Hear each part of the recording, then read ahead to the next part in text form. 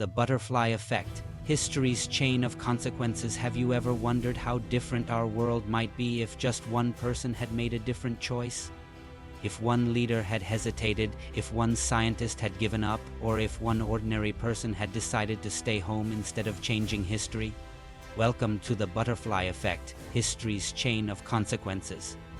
I'm Vasco, and today we're exploring how seemingly small actions triggered massive historical changes that still affect us today. We've all heard that actions have consequences, but in history, this phrase takes on monumental significance. Let's start with a simple question: what if Archduke Franz Ferdinand's driver hadn't made a wrong turn in Sarajevo? On June 28, 1914, after a failed assassination attempt earlier that day, the Archduke's driver made a wrong turn onto Franz Josef Street, exactly where assassin Gavrilo Princip happened to be standing. This navigational error gave Princip the perfect opportunity to shoot the Archduke and his wife. This single wrong turn triggered a chain reaction. Austria-Hungary declared war on Serbia, Russia mobilized to defend Serbia, Germany invaded Belgium and France, and Britain entered the conflict. World War I had begun, all because a driver took a wrong turn. 20 million people would die in the conflict, empires would fall, and the map of Europe would be redrawn. The harsh terms imposed on Germany in the Treaty of Versailles would later fuel the rise of Hitler and lead directly to World War II, two world wars, the Holocaust, the Cold War, all potentially stemming from one driver's navigational error. But historical consequences aren't always about death and destruction. Sometimes a moment of creativity or persistence changes everything. In 1928, bacteriologist Alexander Fleming returned from vacation to discover mold growing on his petri dishes. Instead of throwing them away, he noticed something strange: bacteria wouldn't grow near the mold. That observation led to the discovery of penicillin, but it almost didn't happen. After his initial discovery, Fleming struggled to produce penicillin in quantities large enough for medical use. He nearly abandoned the research. Then in 1940, a team at Oxford University figured out how to mass-produce penicillin just in time for D-Day, saving countless Allied soldiers. Today, antibiotics have saved hundreds of millions of lives. All because Fleming didn't immediately clean up his messy lab and persisted despite frustration. Sometimes the decisions of ordinary people alter the course of history. December 1, 1955, Montgomery, Alabama. Rosa Parks, tired after a long day of work, refused to give up her seat to a white passenger. Her quiet act of defiance led to her arrest.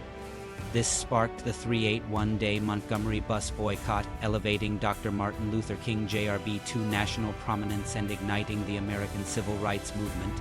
Parks later said, "The only tired I was tired of giving in." Her personal decision to stay seated reverberated through history, leading to the Civil Rights Act, the Voting Rights Act, and fundamentally reshaping American society. One woman's choice changed a nation. Technology also follows this pattern of consequential decisions.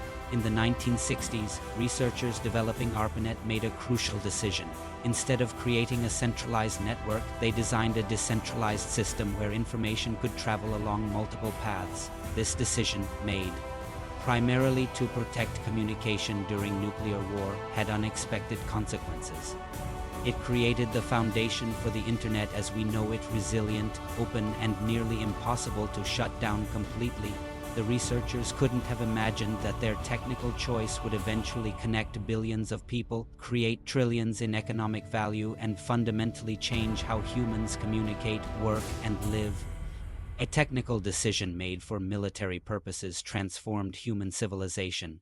But perhaps the most dramatic consequences in history come from decisions not to act. In 1979, the First World Climate Conference warned about carbon dioxide and called for action on climate change. Then in 1988, NASA scientist James Hansen testified to Congress that global warming was a serious threat requiring immediate action. But meaningful action wasn't taken. For decades, despite mounting evidence, governments and corporations decided either to delay action or actively oppose climate policies. The consequences of those non-decisions will echo through centuries as rising seas, extreme weather, agricultural disruption, and mass migration reshape human civilization. Sometimes the most consequential actions are the ones we choose not to take. So what can we learn from history's chain of consequences? First, we should recognize that history isn't just shaped by the famous and powerful. Ordinary people making courageous choices can change everything. Rosa Parks wasn't trying to start a movement. She was just tired of injustice. Second, persistence matters. Fleming didn't give up when penicillin proved difficult to produce, and humanity is healthier because of it. Third, we should remember that our actions and inactions may have consequences far beyond what we can imagine. The driver who took a wrong turn in Sarajevo couldn't have known he was setting off 2 world wars. As we face our own historical moment with climate change, technological revolution, and social transformation, we should remember we're all making history every day with every choice. The question isn't whether our actions will have consequences, they will. The question is, what kind of consequences do we want to create? Thanks for watching The Butterfly Effect, History's Chain of Consequences. If you enjoyed this exploration of history's pivotal moments, please like this video, subscribe to our channel, and share your thoughts in the comments below. What historical consequence do you find most fascinating? What choice would you have made differently?